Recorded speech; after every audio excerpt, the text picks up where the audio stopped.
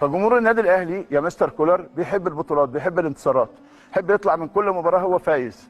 بيزعل اول لما يتعادل مباراه، بيزعل اول لما ياخد الدوري يدخل فيه عدد اجوان كتير، بيزعل اول لما ياخد الدوري وهو خسران مباراه او مباراتين، بيزعل جدا.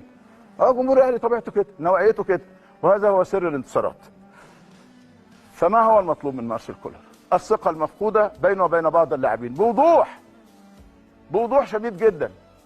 لابد من جلسات مصارحه، ولابد من اعلان واضح. وفي ايه؟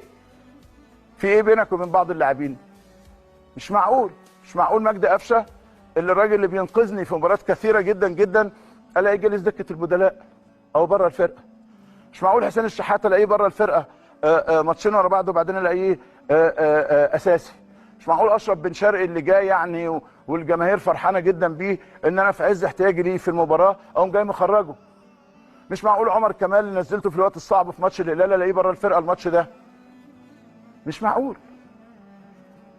انا مش هتكلم عن اللعيبه اللي مشيت، ديانج ولا محمد شريف ولا احمد قندوسي ربنا يشفيه ويعافيه وهنتكلم عنه كتير النهارده، مش هتكلم عن ده، لكن هتكلم عن النادي الاهلي. ايه حكايه معلول؟ قولوا لنا لو معلول فعلا مش قادر، مش قادر يجيب فورمته، قولوا للناس الراجل مش قادر يجيب فورمه والراجل لسه بعيد